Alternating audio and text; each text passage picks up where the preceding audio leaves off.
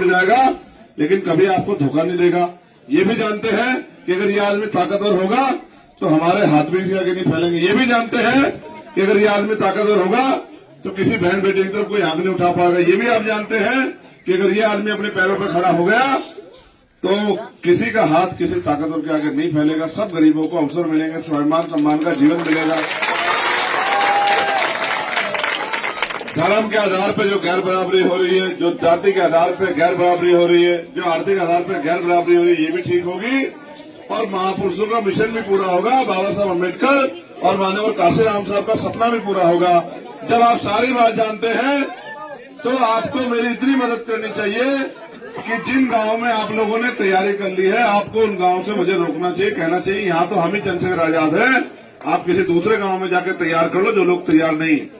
और अगर आप ऐसा नहीं करते तो जो समय जा रहा है उससे मेरा बहुत बड़ा नुकसान नहीं होगा।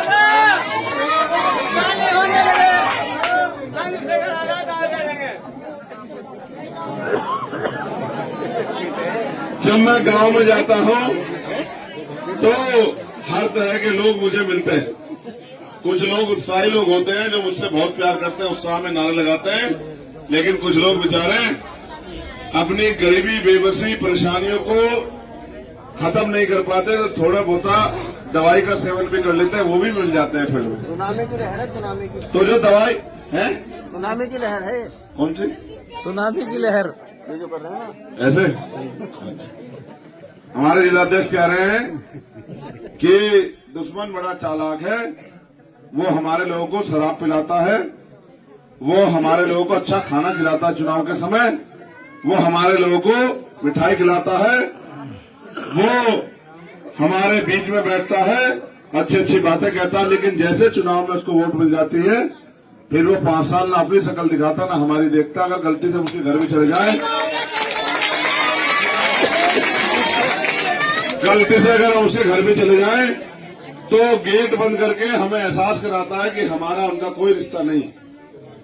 भाई मैं अपने दिल में बहुत सारी तमन्ना लेके घूम रहा हूं कि मुझे कुछ करके दिखाना है, गरीबों के आंसू पूछने हैं, बहन बेटियों के सम्मान की रक्षा करनी है, जिनके कच्चे मकान हैं उनको पक्के मकान देने हैं, जो बच्चे पढ़ना चाहते हैं उनके लिए अच्छे स्कूल कॉलेज बनवाने हैं, जो बीमार लोग हैं उनके लिए अच्छे हॉस्पिटल बनवाने हैं और हर व्यक्ति तक सुख सुविधा पहुंचानी है।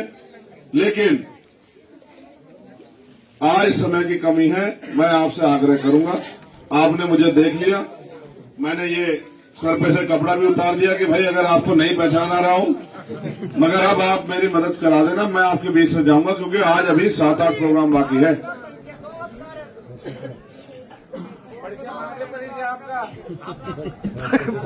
मैं परिचय दूं, मेरा परिचय यह है कि मैं गरीबों, किसानों, मजदूरों, मजलूमों के दिल में रहता हूं।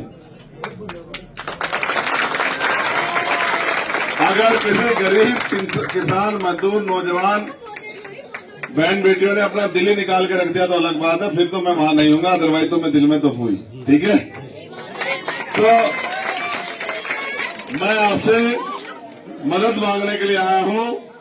हमारा चुनाव चिन्ह क्या आपको पता है?